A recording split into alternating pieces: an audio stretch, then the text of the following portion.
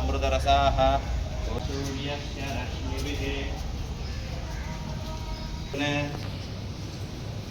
విష్ణోర్మహాదివిచరణారవిందయోః యజమానస్యాః అస్య గోత్రోద్భవస్య భూపాలగోత్రోద్భవస్య రామకుమారుడి నామధేయస్య సహ కుటుంబానాం క్షేమస్థైర్య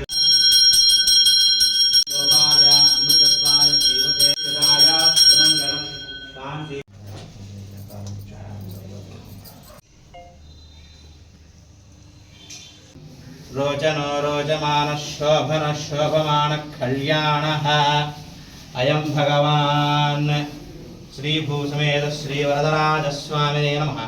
संपूर्ण अनुग्रह कृपा कटाक्ष फलसिद्धिरस्तु वंशाभिवृद्धिरस्तु गोत्राभिवृद्धि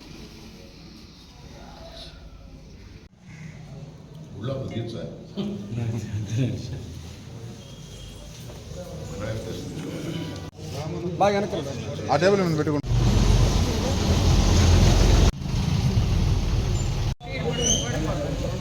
మేరకు పూజలు చేయమన్నారు. దీనికోసం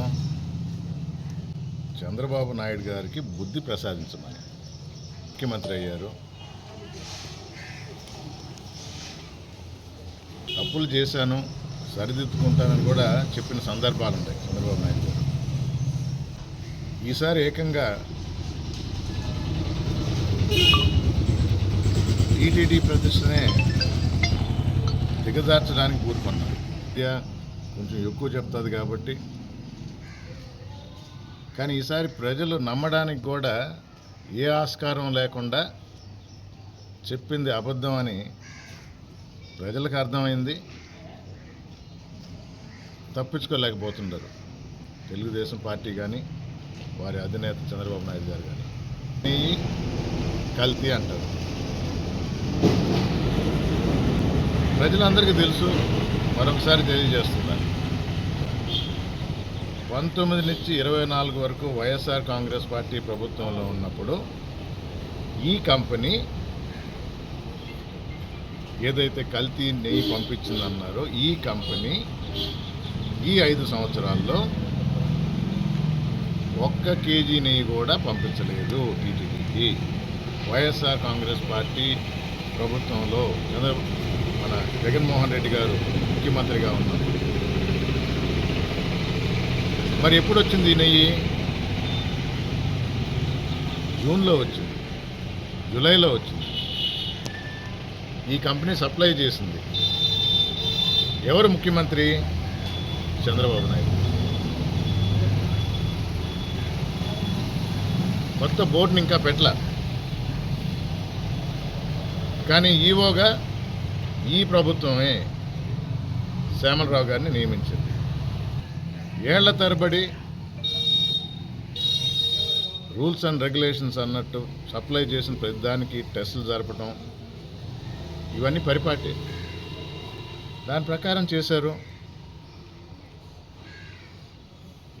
కొన్ని ఆ టెస్టుల్లో పాస్ అయినాయి, కొన్ని ఫెయిల్ అయినాయి. ఫెయిల్ అయింది తిరిగి పంపించారు. పంపించామని ఈవో గారు చెప్పారు. ఫెయిల్ అయిన దాని టెస్ట్ రిజల్ట్లు జూలై 23 వస్తే సెప్టెంబర్ 20న రిలీజ్ చేశారు. అంటే 2 నెలల తర్వాత. ఎందుకు? 100 రోజుల ఫంక్షన్ వచ్చింది. 100 రోజుల్లో మనం ప్రజలకు ఏం చేసామో చెప్పాలి. మనం ఏమీ చేయలే. ఇది చెప్పుకోలేక అభియోగం మోపితే డిస్కషన్ నా వైపు మలుతుంది. అసలు మర్చిపోతారు. ఇది పరిపాటే. కానీ ఈసారి తప్పు ఎక్కడ జరిగిందంటే ఏకంగా స్వామివారి లడ్డూ మీద ఈ అభియోగం వేశారు.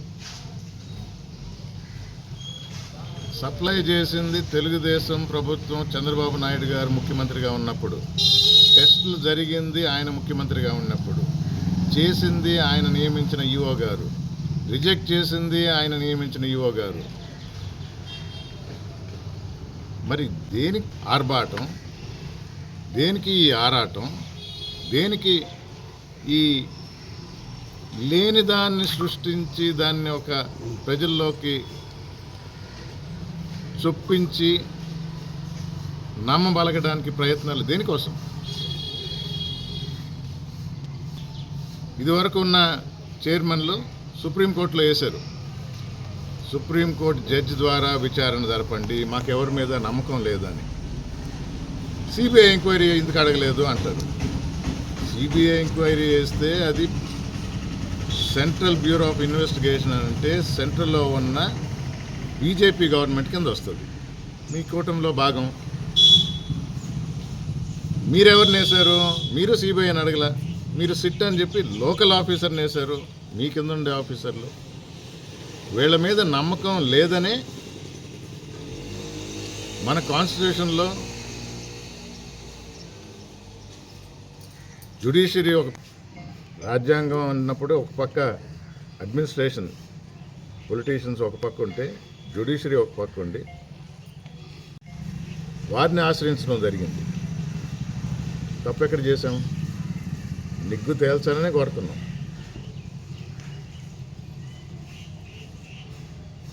ఎల్లుండి సోమవారం 30వ తేదీ సుప్రీంకోర్టులో హియరింగ్కి వస్తుంది.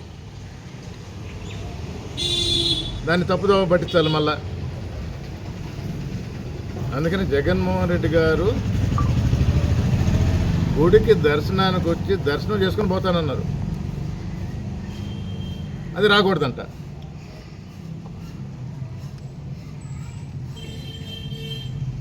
అన్య మతస్థులు డిక్లరేషన్ ఇవ్వాలంట. ఇవ్వాలా? మీకు తెలుసో లేదో, నిన్నటికి నిన్న పెద్ద బోర్డులో వెలిసినాయి తిరుమలలో, అన్య మతస్థులు డిక్లరేషన్ ఇవ్వాలా అని. ఎప్పుడైతే జగన్మోహన్ రెడ్డి రావటం లేదని తెలిసిందో ఆ బోర్డులన్నీ తీసేశారు. అంటే ఇది ఆయన ఒక్కరి కోసమే. ఎందుకు అడుగుతారు? ఈ అడిగే నాయకులకి ఎవరికన్నా తెలుసా? డిక్లరేషన్ ఏముందో తెలుసా? గుడికి వచ్చేటప్పుడు నేను ఈ గుడిలో ఉన్న స్వామిని నమ్ముతాను అని తెలియజేయడం. ఒకసారి తెలియజేసిన తర్వాత 1 నెల తర్వాత, 6 నెలల తర్వాత, సంవత్సరం తర్వాత వస్తే మళ్ళా ఇవ్వనక్కర్లా. ఒక పెద్ద కార్యక్రమం ప్రజల శ్రేయస్సు కోరి ప్రజల కోసం ఒక పాదయాత్ర మొదలుపెట్టినప్పుడు మొట్టమొదట గుడికి పోయి దండం పెట్టుకున్నారు. కొండ మీదకి పోయి వెంకటేశ్వర స్వామిని దర్శించుకొని తర్వాత ఇడుపులపాయ నుంచి మొదలుపెట్టారు. అది కాదా నిదర్శనం? ఆ రోజు అడగల డిక్లరేషన్ అయిందా? 3648 కిలోమీటర్లు నడిచారా రాష్ట్రం అంతా? మధ్యలో ఆరోగ్యం సరిగ్గా లేకుండా ఉండింది, కాళ్ళకి బొబ్బలు కట్టినాయి, వర్షం ఎండ ఏది లెక్క చేయకుండా తిరిగారా? అయిన తర్వాత ఎవరైనా ఏం చేస్తారు? ఇంటికి పోతారు. జగన్మోహన్ రెడ్డి గారు ఏం చేశారు? అక్కడి నుంచి నేరుగా మళ్ళా తిరుమలకి వచ్చి తిరుపతికి వచ్చి కొండ మీదకి నడిచి వెళ్ళారు, దర్శనం చేసుకున్నారు. ఇది కాదా నిదర్శనం? స్వామిని నమ్ముతున్నాను అనడానికి. తర్వాత ప్రజలు ఆశీర్వదించారు. 5 సంవత్సరాలు 5 సంవత్సరాలు ప్రతి సంవత్సరం బ్రహ్మోత్సవాలకి స్వామివారికి పట్టు వస్త్రాలు సమర్పించింది ఈ జగన్మోహన్ రెడ్డి గారే. నమ్మకంతోనే కదా. ఇవన్నీ చూసి తెలిసి ఇందుకు ఈ కొత్త కొత్త ఆలోచనలు ఒకటే కారణం. తిరుపతి లడ్డు మీద మనం చేసింది అబద్ధం, అవాస్తవం. దొరికిపోయాం, దొంగల్లా దొరికిపోయాం. ఎలా తప్పించుకోవాలి? మళ్ళీ సైడ్ ట్రాక్ చేయాలి. నిన్న ఎయిర్పోర్ట్కి పోయాం, వందలాది పోలీసులు. మన తెలిసిన వాళ్ళు కూడా కనబడితే, సార్ రెస్టే లేదు, వెంకటగిరి జాతర నేరుగా ఇక్కడి నుంచే తిరుపతికి డైవర్ట్ చేశారన్నారు. ఇంటికి కూడా పోలేదు మేము అన్నారు. అంటే కొండ మీదకి కాదు, తిరుపతి టౌన్లో కూడా ఎంటర్ కాకుండా ఎయిర్పోర్ట్ నుంచి పంపించాలనే ప్రయత్నం చేశారు. అడుగు అడుగున సాధువులను తీసుకొచ్చారు. ఒక్కో క్లెయిమ్. క్రికెట్ మ్యాచ్లో సచిన్ టెండూల్కర్ ఆడుతుంటే ఇక్కడ టీవీ ముందర కూర్చొని ప్రతి ఒక్కటి చెప్తాడు ఎలా ఆడాలో. అలిపిరి దగ్గర తీసుకోవాలా? ఎంతమంది డ్రైవర్లుగా అన్య మతస్థులు కొండ మీదకి తీసుకొని పోతుంటారు? ప్రతి ఒక్కరి అలిపిరి దగ్గర తీసుకుంటారా? గుడికి పోయే ముందర తీసుకుంటారు. అది కూడా తెలియదు. నానా యాగి చేయటం. ప్రజలు శ్రేయస్సు కోరే మనిషిగా జగన్మోహన్ రెడ్డి గారు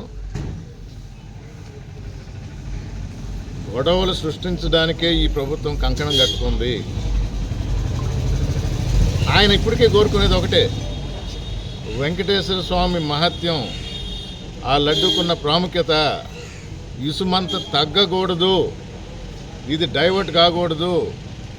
నిజానిజాలు తెలిస్తే ప్రపంచం మొత్తం మీద ఉన్న ఆయన భక్తులు, ఆయన నమ్మేవారు తిరిగి మనసు కుదుటపడి ఆ నమ్మకం అలా సాగాలి అని కోరుకొని